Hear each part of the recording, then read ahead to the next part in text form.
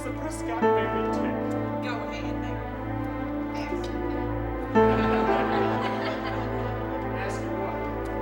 Anything. You go ahead and ask me.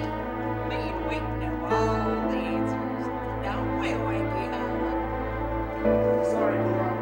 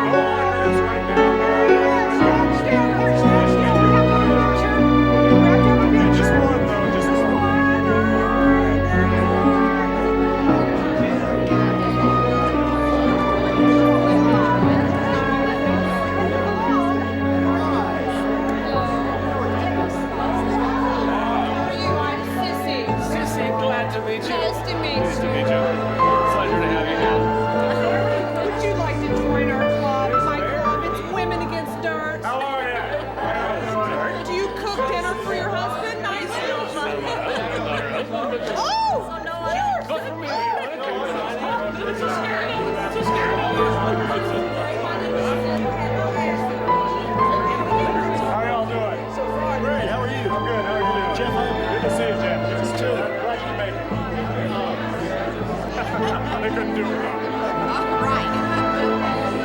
Waited to see you all. We were here back in the 50s, and we performed on this very stage.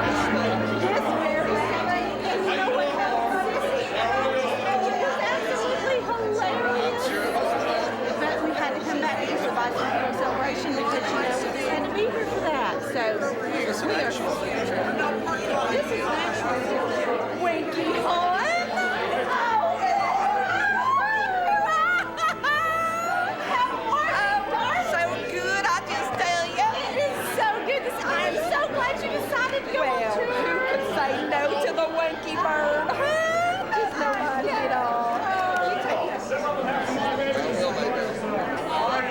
I have women that gets dirt or wine after work. If we are concerned with saving this country from the moral cesspool of those livers and liberals and the underground commies that have dumped it in, I'd love for you to join. Oh, yeah. I have 9 beautiful children. I have all my babies at home. No, I see him. I'm reading this. That's not, I don't know what that is. That's some weird name.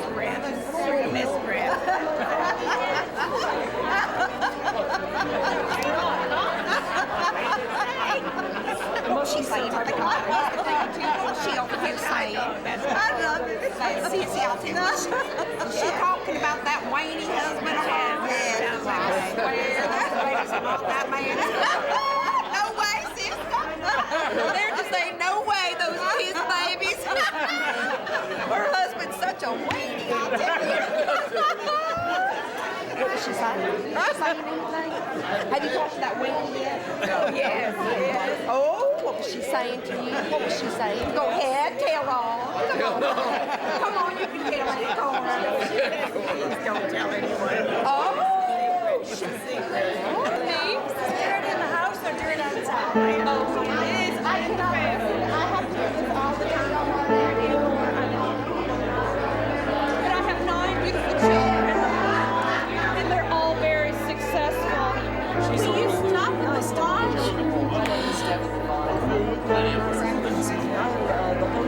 Look, Cora, they've all come to see me. You're so sweet. Nice to meet you. That's just the cutest. I am just so excited. I mean, there. well, hello there, son. How you doing? Congressman Joe Whitworth. Nice to meet you.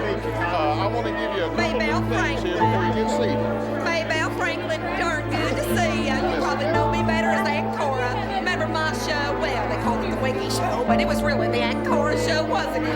I remember. Come on, Daddy. Yeah, Reed, everything tell this all woman about it. says, this old hag don't know what she's talking about. I mean, one Absolutely. reason She's to vote nothing for but Joe, trash. okay? You cannot bribe people. Aren't you supposed to be somewhere else?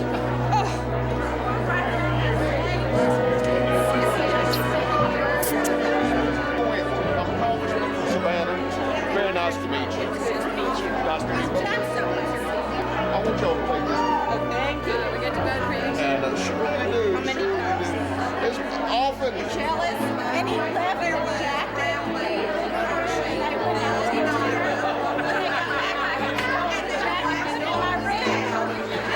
Daddy, please let into me. I'm here to tell you that was one of my favorite shows. They let me keep my jacket after the show was over. I'm going to give you this autograph because you are just the cutest thing. Let me give you my autograph. I see. Excellent, excellent. Be sure and get one to everyone there, Wink. I am very thank you. Don't leave anybody out. My agent took care of me. I'm telling you. Isn't it wonderful? They do such wonderful things these days. I'm telling you. But you all of you love their tastes. And you need to sit down and watch them. You will love them. Oh, they've got some of my videotapes. But now I'm rich. So if Daddy Beans tells you that he bought this dinner, he couldn't even afford the tip. He tried to give him 10%. Can't do that anymore. I voted the bill for this. Don't listen to what anybody says about me.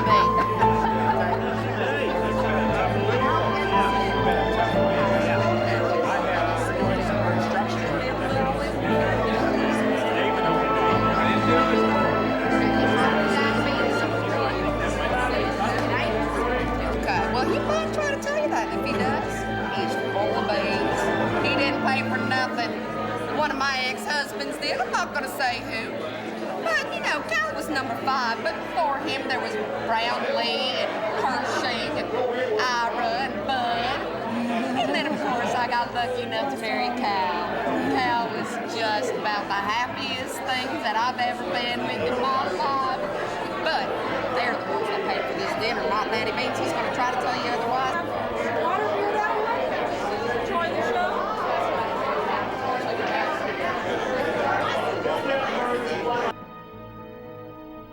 Library murder mystery dinner. This one is the Fatal 50s affair.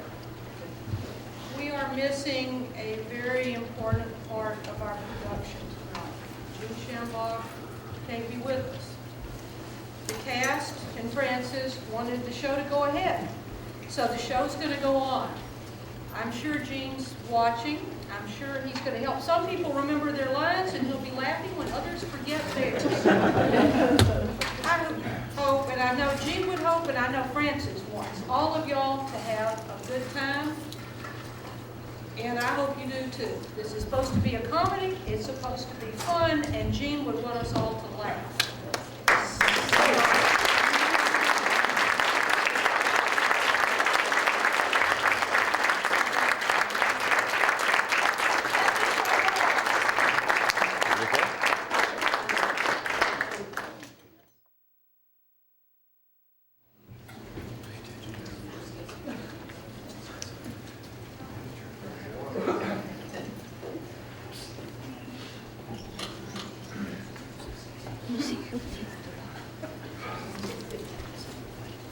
Welcome.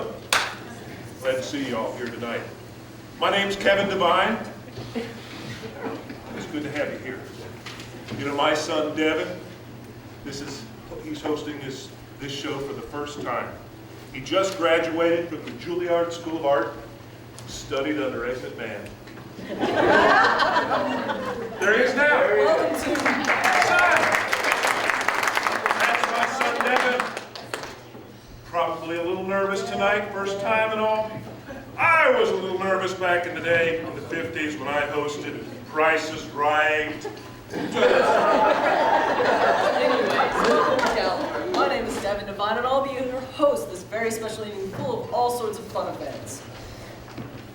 We'll have a murder mystery later on to solve, and we've even got some prizes for costumes. And we're even going to meet the cast for the television show Make Way for Winky. And to help us on our trip back in time to the 50s is someone who needs no introduction, as his talk show host, Barry the Hatchet, is aired every week in Del Rio. No, not Del Rio, Cobb County, Del Rio, Texas, a 50,000-watt radio station. Of course, I'm talking of Mr. Barry West. And you may have heard he was in a little trouble lately, but he's out of the hospital now and doing much better. And when he heard we were doing a television show about the 50s, well, we just couldn't keep him away. Ladies and gentlemen, Mr. Barry West. Thank you, Kevin. Kevin Devine, ladies and gentlemen. He's going to be a good one. Thank you. Wow, what a welcome. I am so excited to be here tonight. We are going to have one hell of a good time. And that's coming from a guy who knows what a bad time is all about. Try a couple weeks in the psych ward, but I'm fine now. And I want to thank everyone who sent cards and gifts, but most of all, your prayers. Why, if it wasn't for my fans, well, I'd probably still be wearing the little white jacket with the long arms. But enough of that. We're here to have a great time, to shake, rattle, and roll, to celebrate a time when the world was a little gentler, a little sweeter, and a little less insane. Ooh, did I say that? I'm talking about the 50s. There was a television program that symbolized that decade like no other. We're talking about Make Way for Winky, which ran for 6 years. And during that time, America laughed and cried right alongside the whole Prescott family. Well, tonight, ladies and gentlemen, we're going to get to do that again, because the Prescotts are here. So let's bring out the star right now, shall we? Ladies and gentlemen, please give a warm welcome to Lori Alling, better known as Winifred Prescott, Wee Willie Winky.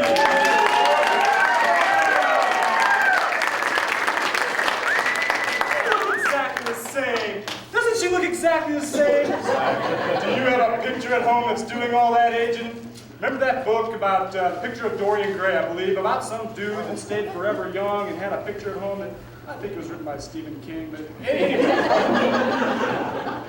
You look exactly like $1 million. Oh, gee, thanks, Barry. Of course, not that $1 million will buy you much anymore. But seriously, you look exactly the same, only in color. Thanks, Barry. Thank you.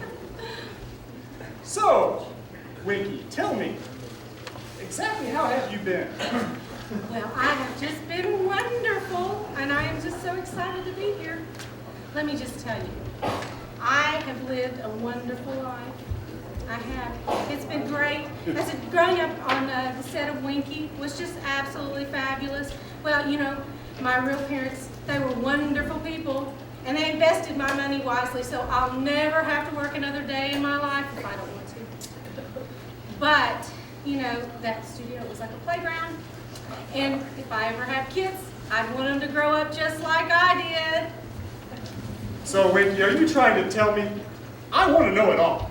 I mean, after all, I want to know everything. I want to know what was it like? Was it awful being a child star? Were you exploited by the studios? Were your parents, did they exploit you? I mean, I want to know everything. Was it all a case of too much too soon? Come on, tell me. You can tell me. I want to know it all. Oh, Barry, you know, it's terribly boring, I know, and well, I have to tell you, there's just not much to tell, like dirt or anything. We were a great family. In fact, we didn't work at being a family. We were a family. We got along wonderfully, and you'll see that when the rest of them get out here. Winky, Winky, Winky. Do you mean to tell me it was all just like the show? All sweetness and light, no little jealousies, no fights. This is Uncle Barry you're talking to. Well, I'm serious. We got along so wonderfully, and I just can't tell you how excited that we are to be together again, traveling this country here for the Gatlinburg Bicentennial celebration. You know, we were here back in the 50s, and we did things right here on this stage. In fact, Sissy fell right off this stage, and I laughed so hard. In fact, it was really kind of hard to get her here tonight because she remembers that so well. But anyways, we're here for the Bicentennial celebration, and we are making this one of the first stops on our 16-city tour. We're going to travel across the nation, and we are going to do our scripts for different audiences. And well, you know, I'm in talks with a producer right now. We're wanting to make a new show based on the old one. Oh, the new Make Way for Winky show. Well, actually, Barry, we're going to call it Winky with an exclamation point. That is fabulous, just fabulous. So tell me, will the folks be coming out here later? Oh, sure. And they're all here. They're so excited to be here. They're all here. Well, great. Should we bring them out?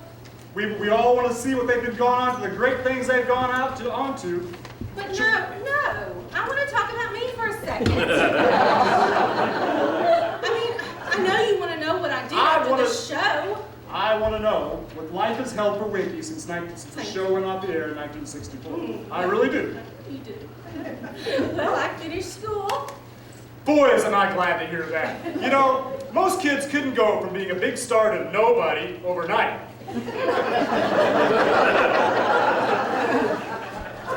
So how about a big round of applause, ladies and gentlemen? Finally, a shocking success story. Winky goes to college. Hey, I think there's a show there. Okay, so you finished college. Oh, Barry, I meant I finished junior high. Well, hey, Winky, that's okay. You know, that's what being human is all about. Making choices, sometimes bad ones. Goofing up. Well, there's not a person out here that hasn't screwed up at one point in time or another. Of course, nobody here did it on film. Barry. Now, whatever did possess you to make that horrible movie, Young Mrs. Einstein? Well, my agent thought it would be a fascinating story. Oh, it was your agent's idea, eh? Yeah. What an idiot, huh? Barry, he died last week. Oh, you're just joking. She's just joking. She's such a kidder. No, Barry, he died last week. He was 92. Gee, I am sorry, Winky. Is my face red or what? I was just kidding. I feel awful. Go ahead. Hit me, Winky. I don't think so. Hit me, Winky. Hit me hard. I deserve it. Really, Barry? I don't think that's necessary. I said hit me! Fine. So, you made a real stinker of a film. And of course, we all know about your problems with drugs.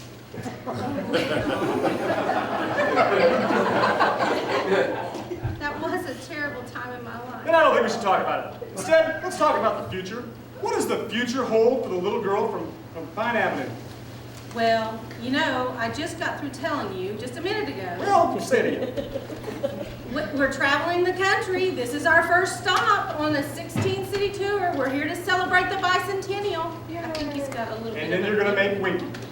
Yeah, Winky with an exclamation point. Winky. So how about the rest of the folks? Should we bring them on out? Oh, please. Now, finally? Yes. Thank you. Ladies and gentlemen, television Prescott family. Mom Prescott. Aunt Cora. Sissy.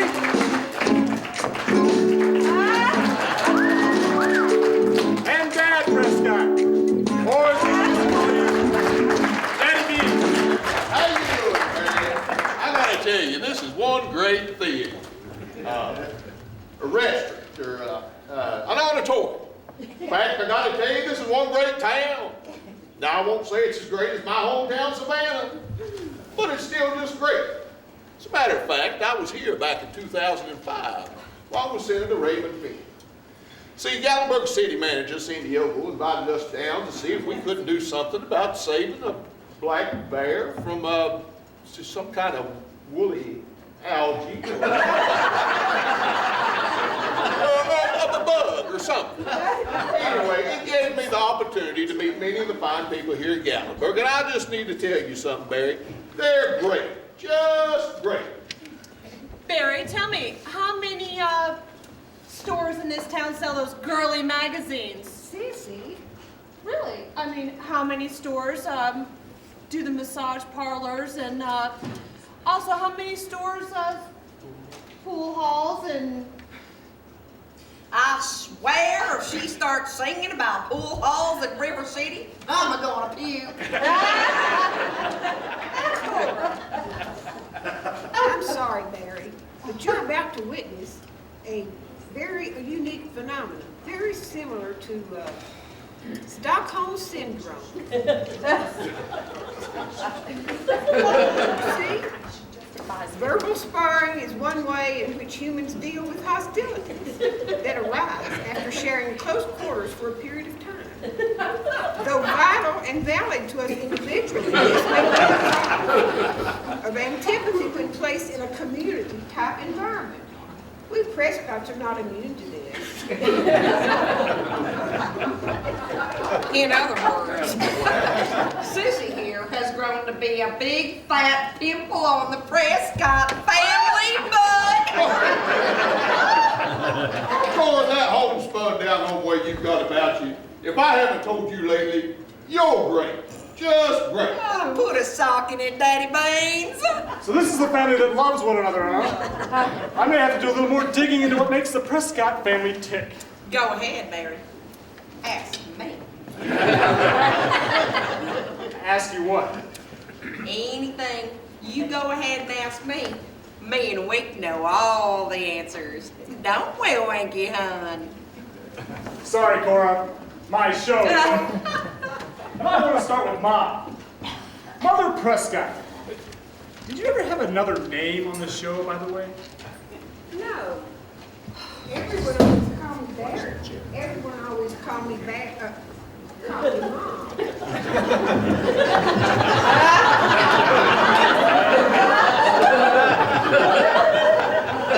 And they called Winky, and Sissy. It was easier that way. And you know, Cora, we called her Cora. And of course, Winky was the main character, and she was always called Winky. Oh, always? Life was simpler then. When men were men and women were Stupid. Remember, Cora, my show. So, Mom, I've got to tell you, I am impressed with your second career. You are a psychologist, which is something I know a little bit about. In fact, I know a little too much about psychologists.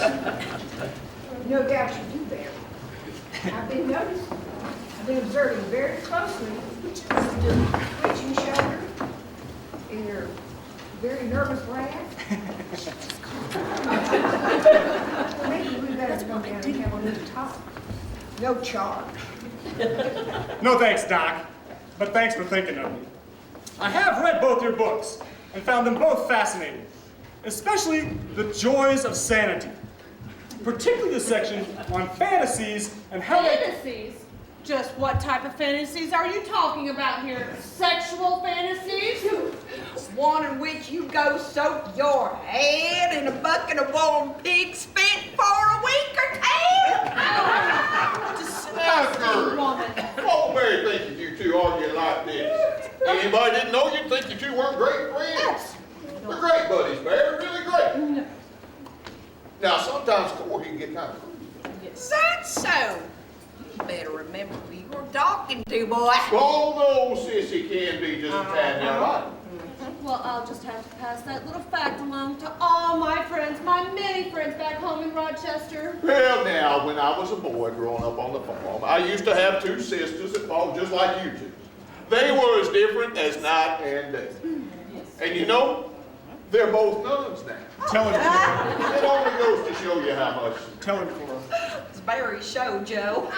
And I'm not done talking to Dr. Mom, otherwise known as Dr. Jennifer John, who, unlike Winky, not only finished junior high, but went on to become a respected member of the mental health field, and the author of several best-selling books, including a psychological biography of Squeaky Fry, which I could not put down. Fascinating stuff, really. So seriously, Mom, tell me, why now? Why return to the Prescott family? Well, that's a very hard one to answer, Barry. But I guess it's because she asked me to. You know, she's a hard one to say no to. Oh, Mom. See, Barry, she's like the most honest of us all. She's the most like her character. Everyone trusts Mom. I don't second what Mom said, Winky. It's hard to say no to you. That's why I'm along for the ride, too. When the Winky calls, don't let the machine answer. You two always did love her best. Yeah, Sissy, that's not true. We loved you both the same. Well, okay. Sometimes we loved her best, and sometimes we loved you best. Sometimes we loved each other best. And believe it or not, sometimes we even loved Cora best. And sometimes you loved Walter the dog best. Oh, no, never the dog. I hated that nasty, vicious son of a... Although I really love dogs, except for pit bulls. So they ought to be locked up or destroyed or something. Anyway, I love Cocker Spaniels.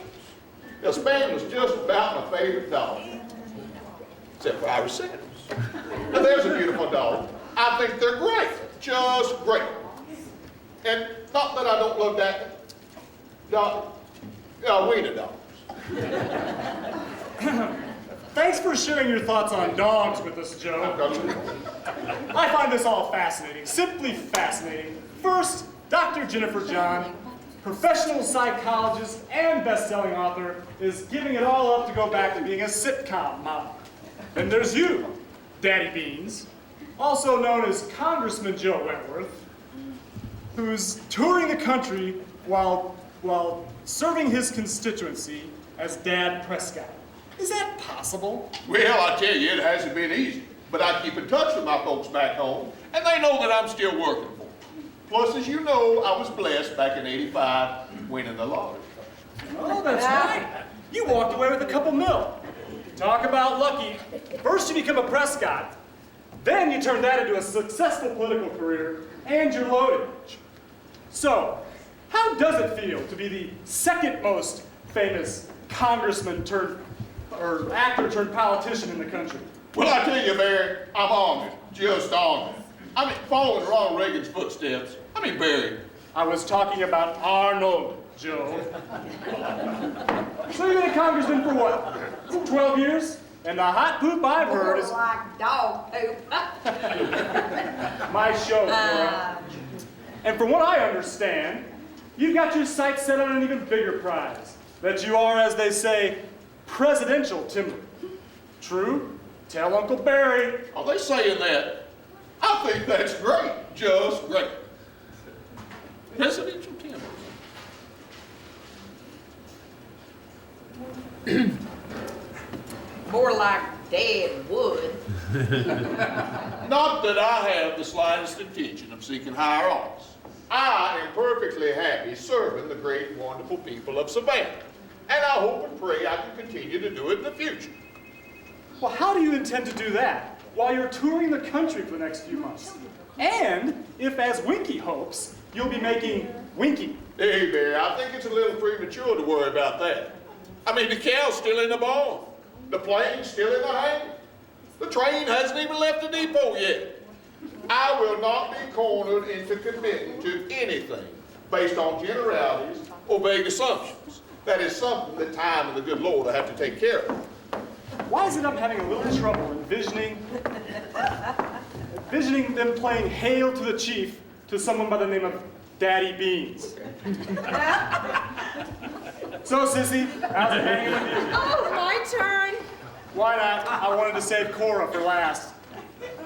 Well, Barry, I would love to fill you in on what I have done since that stupid show went off the air. I married a wonderful man named Alan Fleck, and I have been completely fulfilled ever since. He has taught me on how to be a true woman. That guy. Her husband looks like Squiggy. And we have 9 beautiful children. Come on. They are really his, aren't they? I'm not going to stay and put up this woman's smutty mouth anymore. Those might be my children. She can't talk now. Please stay.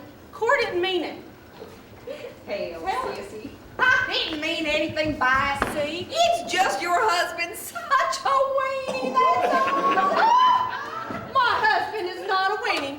In fact, I am just glad that he allows me to do all the things outside the home that I feel need to be done. You see, Barry, ever since the women's liberation started polluting and brainwashing the ladies of this country, America's been in a state of decline, so I formed a group. First in my hometown of Rochester, and then statewide, and now I have over 6,000 members across the United States.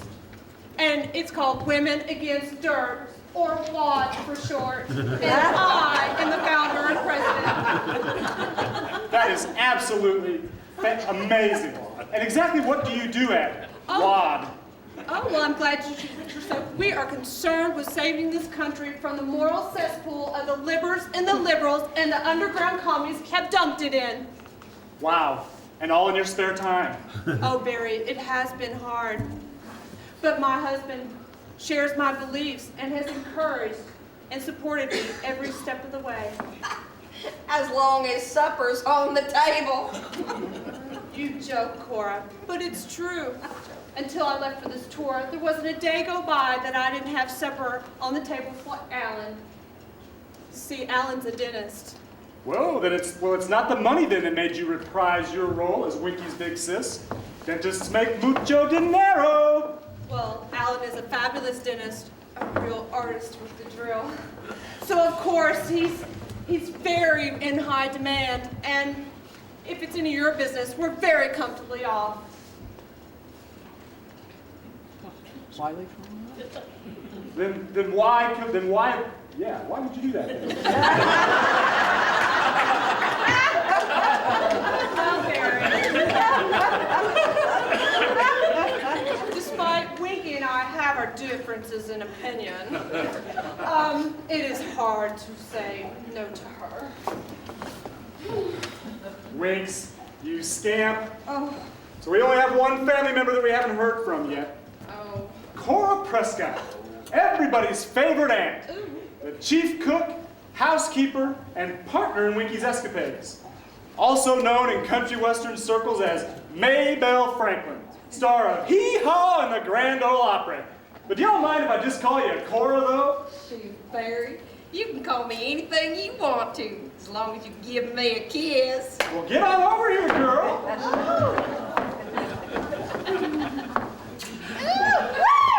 Yeehaw! I've wanted to do that for years. A pat from Aunt Cora. I can die a happy man.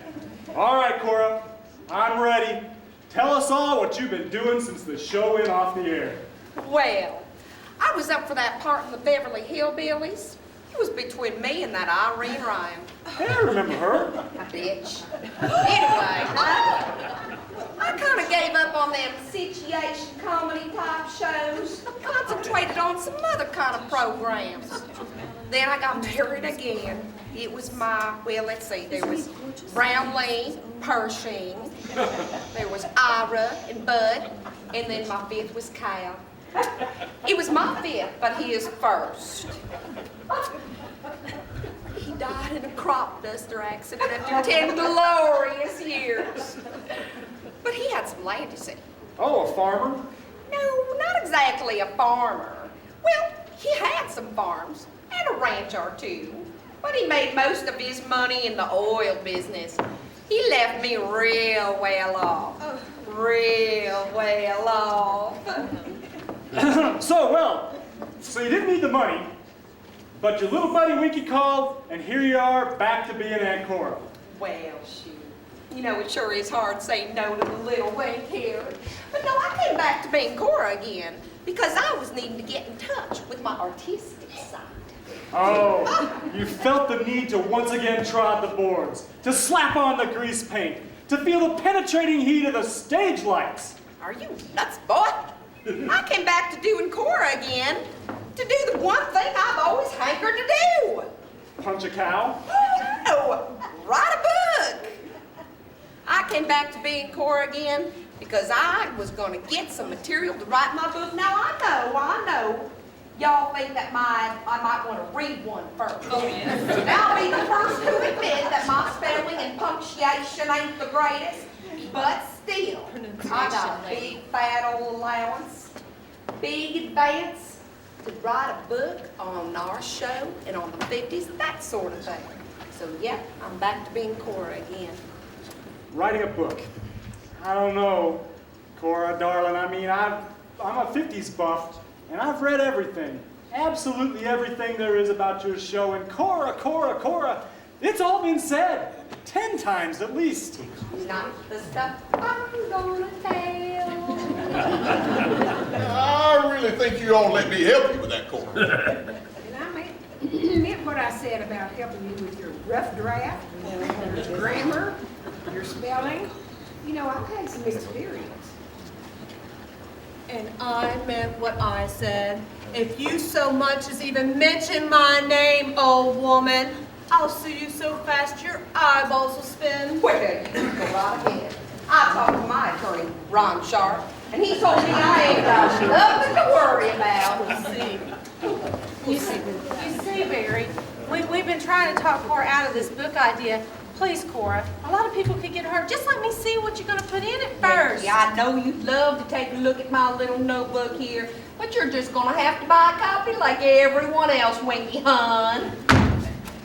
Well, I'm curious. Send me a copy, okay, Cora? I'm getting the high sign from offstage, Prescott's, and it's time we end this little chat.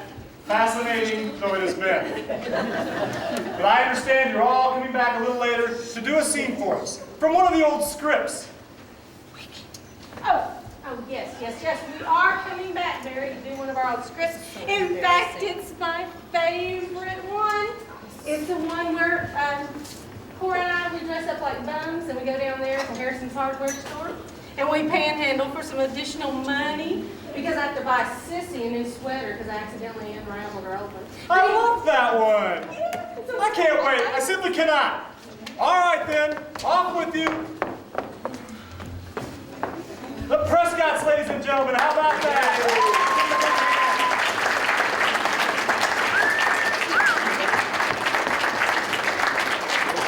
All right. I see it's time to do a little costume judging. Our host has been circulating through the crowd, and he's selected the costumes that are the most authentic, the most creative, and the most deserving of all the prizes the Anna Porter Library has to offer. So Devin, come on up here and let's announce the winners. Devin Devine, ladies and gentlemen. Well, this wasn't an easy task, but our judges, I've been told, have found 3 winners. And where is our 3rd place winner? Oh, sir, come on. Come on, sir.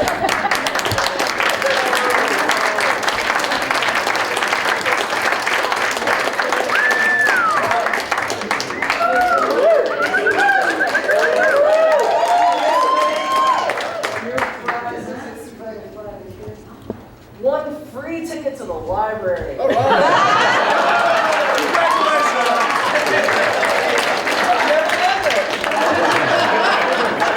Go bowling. How about our 2nd place winner? Over here. Oh, man.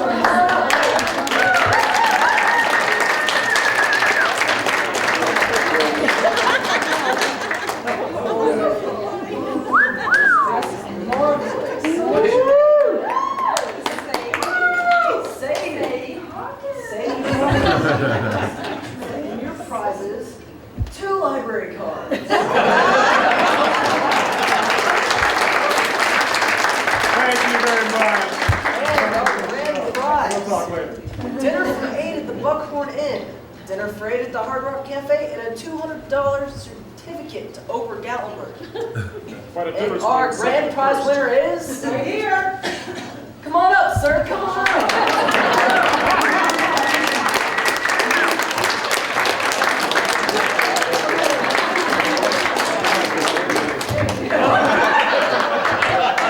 That's why we have stairs on the sides. I've never won anything in my life except a watermelon seed spitting contest. Thank you. What's your name, sir? Jeff Omby. Jeff Omby. Everybody give Jeff Omby a hand.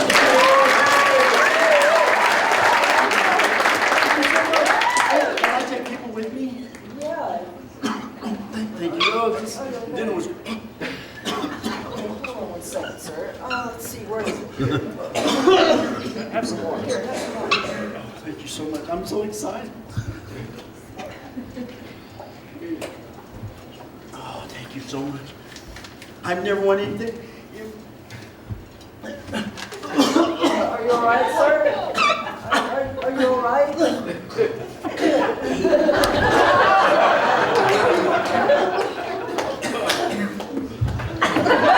Medics, hurry, please.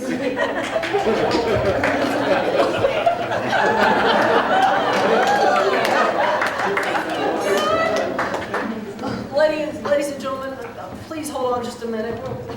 We'll have this fixed in just a minute.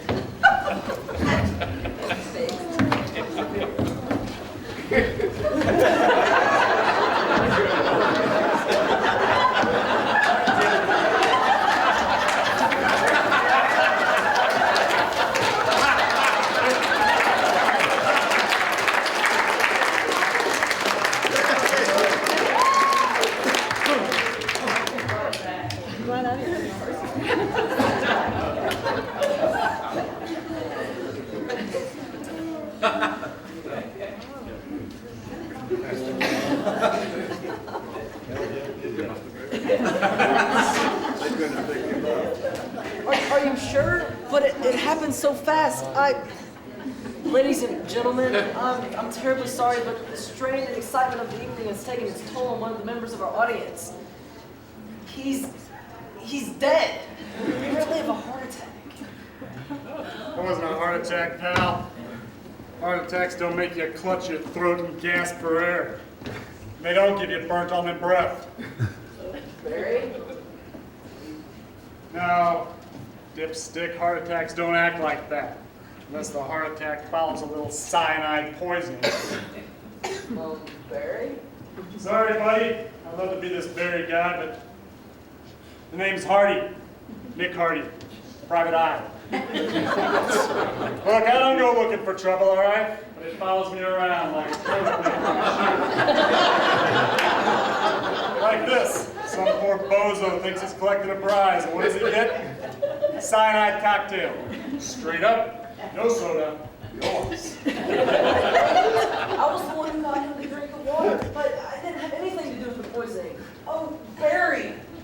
Look, I'm gonna say it again, real slow so you get it right. The name's Nick Hardy. I'm a gumshoe, PI, private dick. I don't know this Barry guy. I do know that you had nothing to do with poisoning this idiot. You do, however, have to get that Prescott bunch back up here pronto. I got some sticky questions for that winky dame and her mom, and I don't like sticky questions that ain't got no answers. Barry, Mr. Hardy, don't you think we should get the police and let them take care of this? The coppers, they couldn't find a rat in their underwear drawer. Look, I don't want to get rough, but I ain't got time to change your diapers. See this? This is the law here right now. I've been downtown on the bus a few times, and I know a frame up when I see it. And I ain't taking the rap for this. So move your skinny butt and get the Prescotts up here. Rats. Sometimes you want to wrap them in cellophane with a big bow and take them to the top of the Eiffel Tower. Other times you just want to back over them in the driveway. This is how I see it. Somebody's trying to pin something on somebody else. And I intend to make damn sure that somebody else ain't me. Even if it ain't. Somebody iced that poor dude like he was so much junk mail coming through the slot. Nick Hardy doesn't walk away from something like that.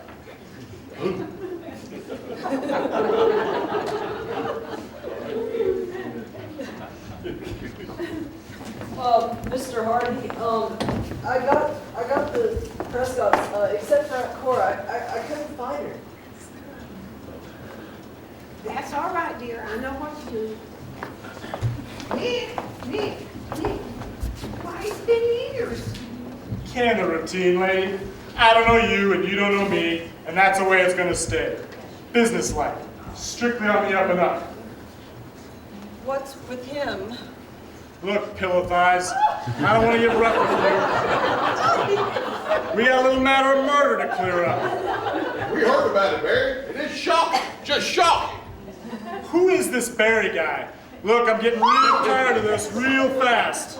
Rick, Nick, Hey, stop. Alan's a member of the gun club. I've cleaned his magnum plenty of times. I'm magnum to be loaded. Don't be ridiculous. Worst kind of dame. The kind that doesn't trust you. You can't handle an episode like this. Barry's under real a lot of strain, a lot of stress, and that manifests itself into self-denial. And you know that some people handle stress by drinking, some by gambling, and some by watching soap operas. Larry becomes Nick Hardy. What should we do? Just play along. Play along? You mean he's loony, so we're supposed to act loony too? Play along? I don't think so. Because he's loony and we are not. I was gonna do that again because I didn't get their attention last time. The worst kind of dame. The kind that don't trust you. Well, do you have any theories about why the girl was killed? Theories. Theories are for shrinks and rocket scientists, and I ain't neither. I deal in facts. Straight, hard, cold. Like a flagpole in January that the truth will stick to like a kid's wet tongue. Chinese on for size. You're all sitting like ducks in a row. Go on, sit. Hey, where's the old broad? No, we couldn't find her. After we left the room, she wandered off. I hope she didn't get lost. This is a really big place. Well, who saw her last? Well, I gave her my jacket. She was going outside, and it's cold out there. The last time I saw her, she was walking out of here still writing in that stupid notebook of hers. Frankly, I don't care if she falls and breaks her leg in the dark. Oh, sissy. Well, we'll find the old broad later. In the meantime, we're gonna have a little chat about poison. Something somebody here knows something about. Yeah, I think it's a little premature to assume that anyone knows anything about anything, anywhere, in Oh, yeah? Then how do you suppose the cyanide got in that glass of water? This, One of them. well, I don't know. It certainly warrants further study. In fact, I think a full-scale investigation's in order. Ordinarily, I would move that we form an ad hoc committee. But in lieu of that, I suggest we call in the police. What say we do that, Mary? Nick? I think this is ridiculous. This is just about the Planet stupidest. Rosebud. I may not be the brightest guy in the cosmos. There's two things that are perfectly clear to me. One, whoever slipped the fatal Mickey in the H2O had to be one of you. Two, whoever did it wasn't trying to kill that poor bozo. He was trying to kill one of you. No! My God! Somebody's trying to assassinate me! Remember Squeaky Frog? I want Secret Service protection. What makes you think they're after you? It's me they're after. The liberals have been trying to silence me for years, since I ruined the plot to brainwash our children with that rock and roll music. Well, this just doesn't make any sense at all. Who would? It's a cruel world, crumb cake, and I'd try to fix it if I could. Sometimes you just don't get the chance to. Oh! Oh, somebody has indigestion.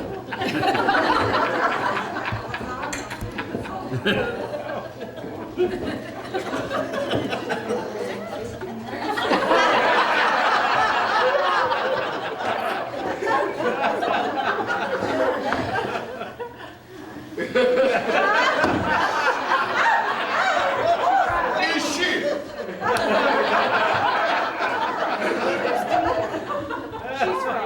Who did this to you? She's dead. Oh, Cora. The world's a little sadder. Now she's gone. A light's gone out in Nashville. It is a dark, dark day. How could have done such a thing?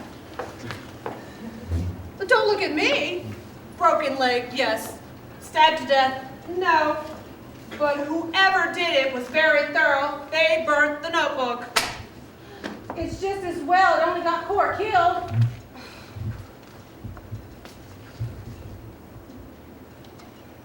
I think she's been dead for about 20 minutes. She's been stabbed about 20 minutes from the looks of the wound and the amount of blood. Coincidental, isn't it, that that's about the time all of you were off stage? Funny thing about murder, up close, ain't any prettier. Let's get her out of here. Give me a hand, Congressman. Don't make a federal case Let's out get her of on this stage. trash.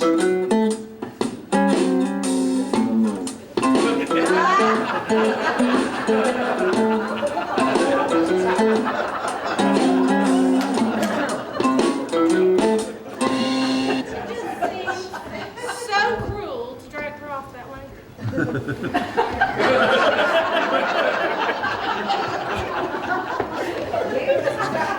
Call the police in on this. But if you tell them how good you've been and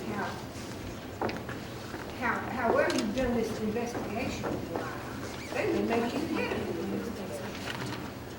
Worst kind of dame. The kind that tries to play you for a chump, and when you don't want to ante up, tries to sucker punch you with a candy-coated line of bull. Do any of you know what he's talking about? He doesn't want us to call the police. It's me. It's me. What's you, Winky Bird? The one that they're trying to kill. It's obvious. The poison water was meant for me. Oh, please. How do you figure, Cupcake?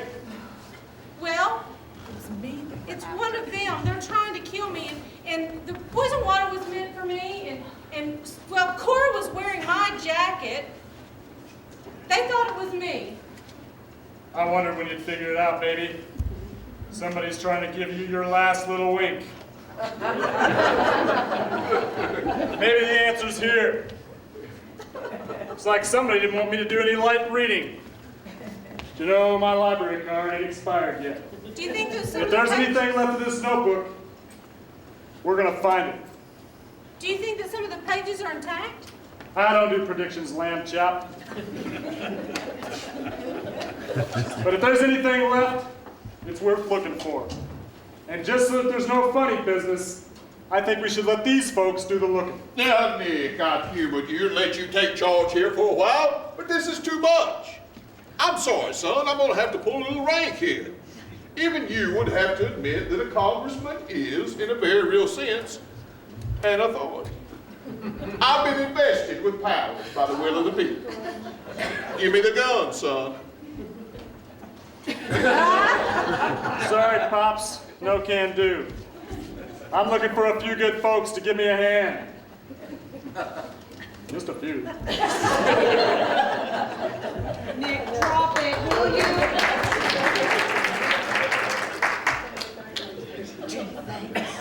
That's right, Nick. It's time to let go. Come over here. Oh, right here. Have a seat. Your head hurts, doesn't it? Well, just think about having a nice long rest. Don't you think you need a nice long rest? Your eyes, they look so heavy. What's the matter? Don't you think if you had a nice big mattress, you could go to sleep, have a deep, dark sleep?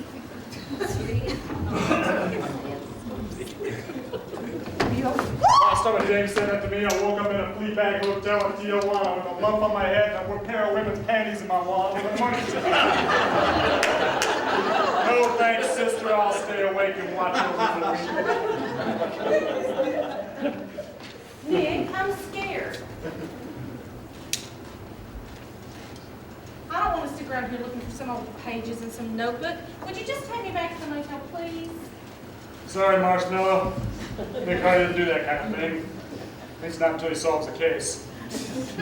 I didn't mean that. Sure you did, baby. Dames go for me in a big way. Maybe later, okay? In the meantime, my nose itches. That means either one of you broads is wearing Shalimar. Well, there's some clues around here. Yeah, I smell clues. Evidence. If there's anything left of that notebook, this crowd will find it, right? Yeah. Right. They just said they would.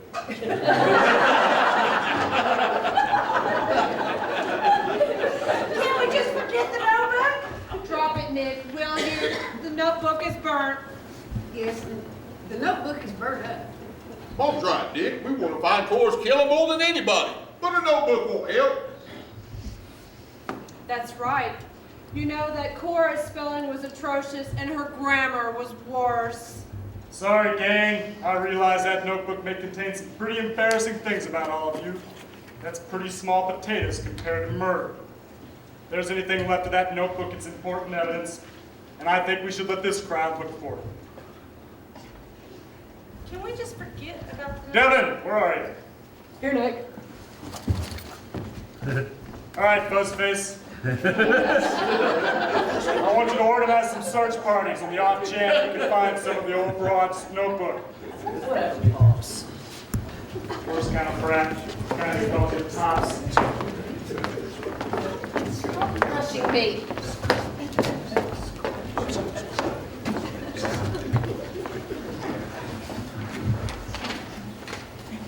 Welcome to the Fails 50th Affair.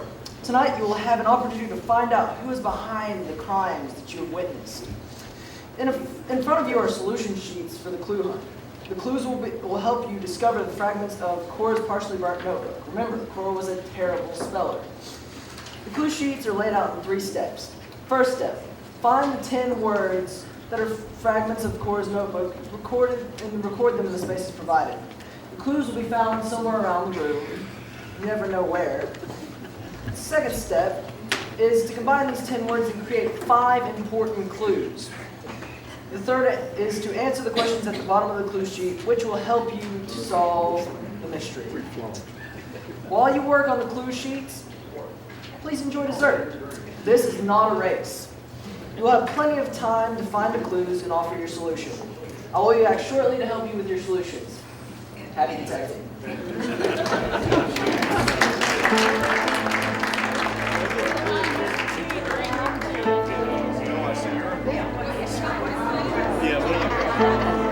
I'm on the piano. George is on.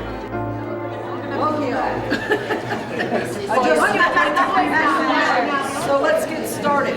Doesn't take long. You should know. You should know, it's you. Table number 1. Let's hear your answers. Now let's see. What were your 5 combinations that you used? Okay, honey, I can't see. That's your mic. Okay, it doesn't matter. Illegitimate child, Sissy. Oh, he doesn't need to know. Oh, not those. Okay, Kevin Devine. No. This one right here. Okay. Oh wait, no, this one, yeah. Okay, the illegitimate child, Okay. drug addict, Drug addict. porno star, shoplifting, and blackmail. A black male. Nice. Blackmail. It's a blackmail. Oh. And who do you think killed Aunt Cora? Kevin Devine. Kevin Devine. My father? Yeah. Wow, I didn't know this about it. Father, what have you been Go doing? listen to him, son. Table number 2. Put the camera on him. Make him Who do you think sweat. put the poison in the water? Right here. I don't know. You don't know that. You don't speak on louder? Okay. Who do you think put the poison in the water? I think, It was the illegitimate black porno star. yeah, The illegitimate The black. illegitimate black porno star. Wow, that is shoplifter. I still don't know who these people are, but okay. And why was Aunt Cora killed? She was obnoxious. because she knew who all of them were. Very obnoxious. She's very obnoxious. Oh, okay. So she had an illegitimate black child who had a problem with shoplifting. Table number 3. Why do you think the poison was put in the water? To kill someone. No, the question is who put the poison in the water? Oh, well, I have many questions. I'm just asking. But All right, what was your question? so, who was the who put the poison in the water? Yeah, drug addict. Drug addict. Okay. Still don't know who the drug addict is, and who killed Aunt Cora? He's leaving us. Everybody can hear me this time. Let's try this table here. Who was the intended victim? The intended victim was Sissy. Sissy was the intended victim. Yeah, too easy. I don't know. Sorry about that. No way. Sorry. And who killed Aunt Cora? Who killed Aunt Cora? Well, this question we didn't agree on. Who did you say? There was no agreement. Okay, table right back here. I can talk loud. So, do you know who put the poison in the water? Yes, Winky did it. Winky put the poison in the water. Yep, Yep. So I'm guessing that's who killed Aunt Cora then? yep. Okay, we'll go with that. And this table. You want to know why?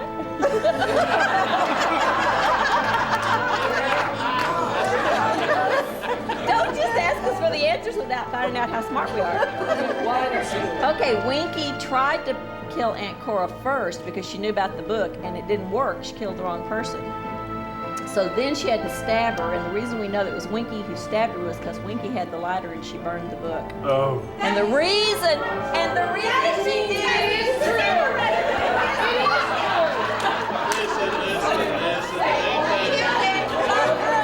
Every single one of our cast members have a So that's the only one we saw. And when we put all the clues together, we figured out it was Winky because of the porno star exclamation point. Winky! Oh, my.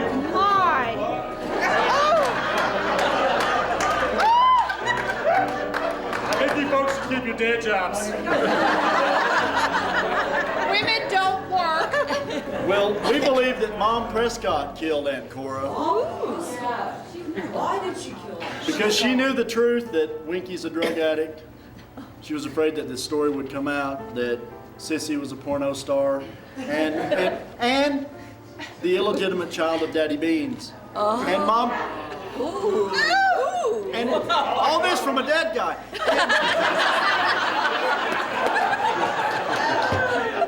Daddy Beans and Mom Prescott. That's Sissy. Perfect. Okay, this table. We could write a whole new Poison in script. the water. Winky put the poison in the water. Winky put the poison. Man, there's a lot of Winkies. Okay, so why do you think she killed Aunt Cora? Well, Sissy was the intended victim, and she killed Winky killed Aunt Cora because they were protecting the congressman's reputation. Okay, this table right here. Who was the intended victim? You were the intended victim? No. We think Winky did it.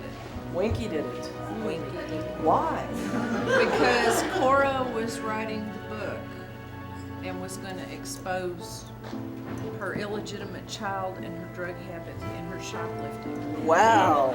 Winky. Winky. Illegitimate child, I see. Drugs. At our last table.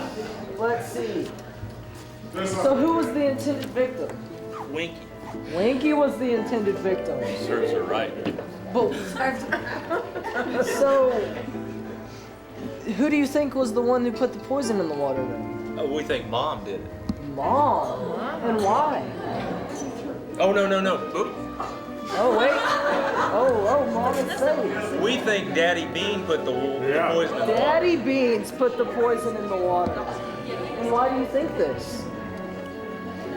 Wait, that's not a question. Well, I'm just asking. Stick to the script. Well, I have that one here. Sorry. Ask us who killed Aunt Cora. So who killed Aunt Cora? Mom killed Aunt Cora. Mom killed Aunt Cora. Wow, okay. Your clue was, as the dead guy's laying on the stage, she says, "Who killed that poor girl?"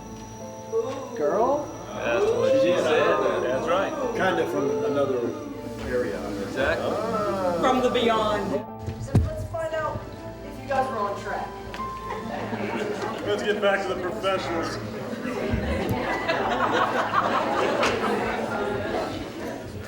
Look, man.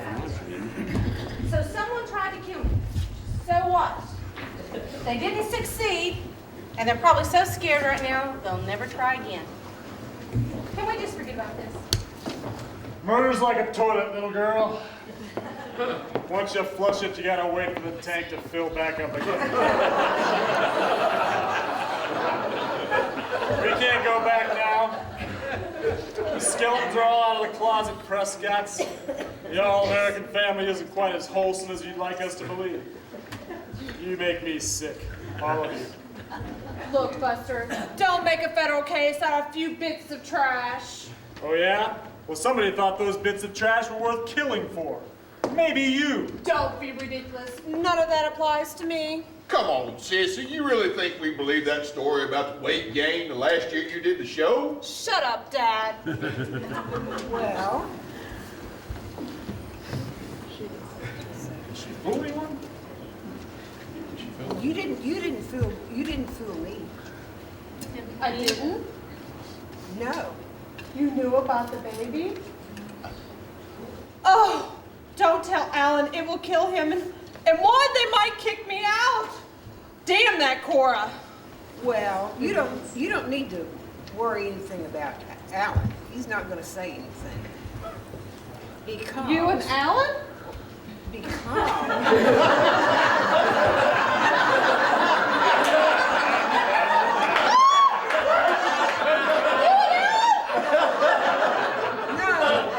I saw him in New York with his hygienist. Edna? We had a little meeting there. Edna. She did not go along on that seminar.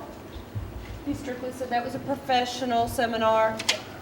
Well, all I know is he told me it was his hygienist, and her name was Bambi. Bambi? He's a dead... I didn't say that. I won't kill him, and I didn't kill Cora. That's a good girl. I may shoot Novocaine into a variety of his body parts, but I didn't kill him. One fertile broad.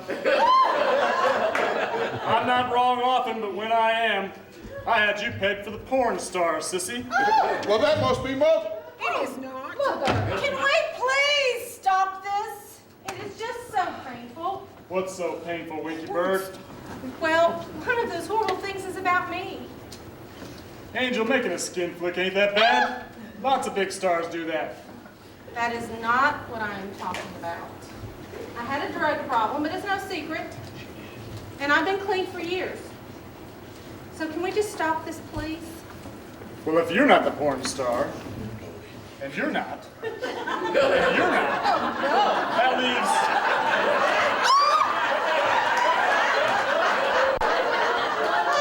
I was young. They told me it was on. Mother! You But not under your own name, because I'd have remembered you. Yeah, I doubt it. They called me Buddy Love. Well, I didn't want to be president anyway. Oh my. Wait a minute.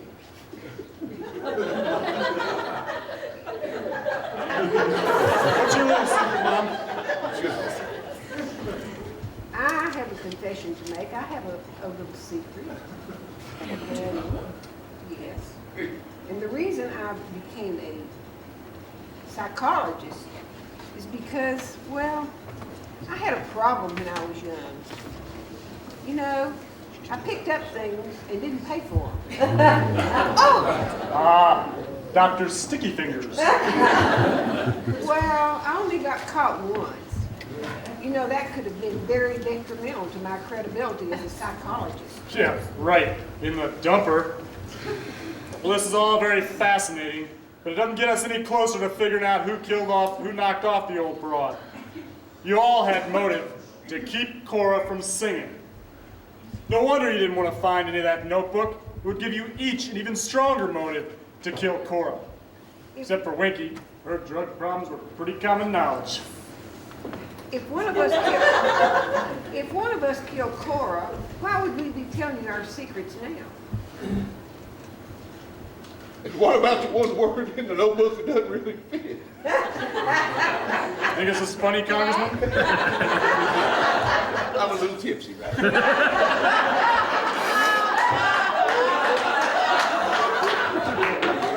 You mean black? Well, it didn't really fit anywhere, so I didn't think it was important. We'll try a couple other words with it. Black addict, black star, black lifter. How about black male? That'll work. Cora was a rotten speller. Remember, Nick? She misspelled addict and illegitimate. See, Nick, we think that Winky was the intended victim. You think she was the intended victim? She's not the intended victim. That's what I thought you said. I told you. We think she's the murderer. Excuse me? What did you just say, Mom? We think she's the I'm murderer. just gonna drink. I thought you were loaded already, Winky Bird.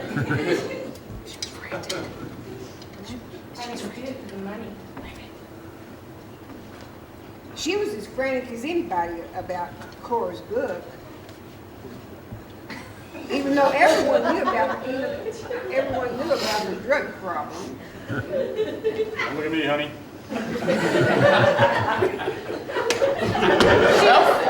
She was frantic because if all of our little secrets got out through Cora's notebook, poor little Winky couldn't blackmail all of us anymore.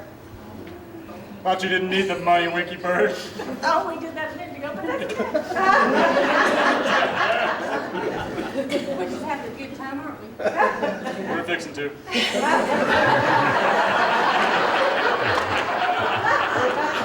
I ain't good for the money. I did it.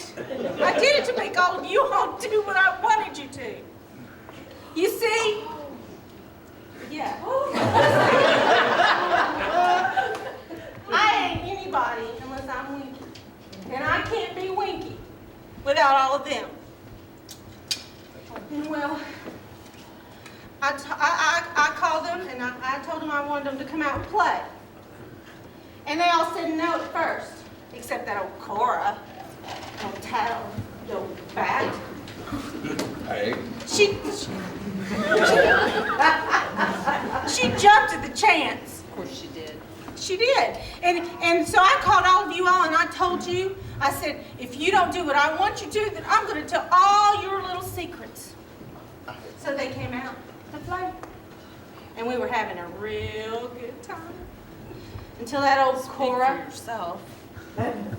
had to go and spoil everything. She told them all that she was going to tell their secrets. Well, I had to shut her up. And I had to shut her up fast. And I did. I shut her up good. I just want to be Winky. I just want to be Winky. Please, come on, guys. I just want to play. I just want to be Winky.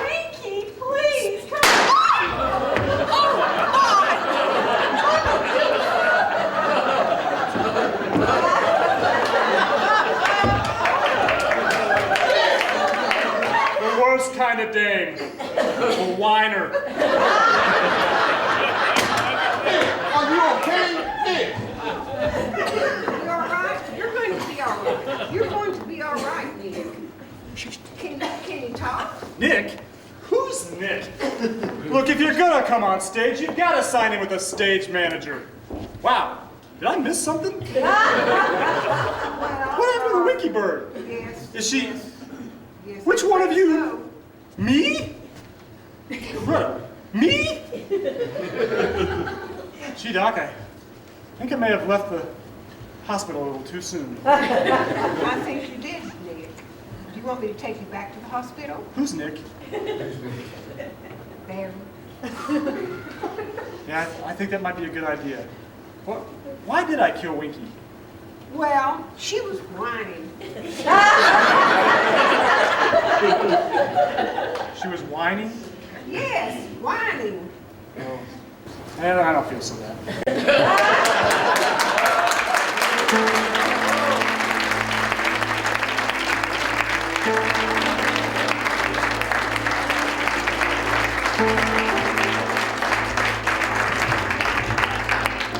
Thank you all so much for coming out and supporting the Ann Public Library tonight. A light has gone out in Galesburg with Gene Champo's passing. This was his show. It's been 3 years, and we can't thank him enough. I want to thank all the cast members that worked so hard for this. Our murdered audience member was Jeff Ownby.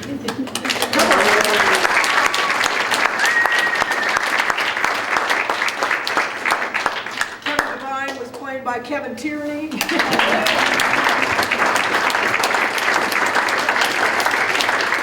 Kevin Devine was played by Chaz Sims.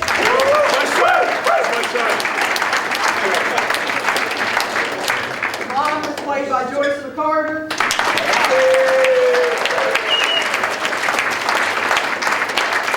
Sissy was played by Hillary Smith.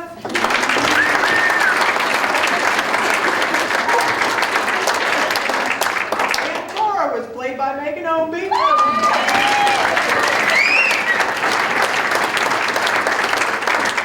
Billy James was played by Steve McKinney.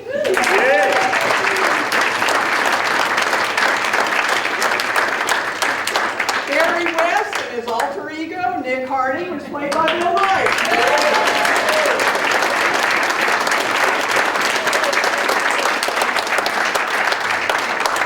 And Winky was played by Mickey Sims.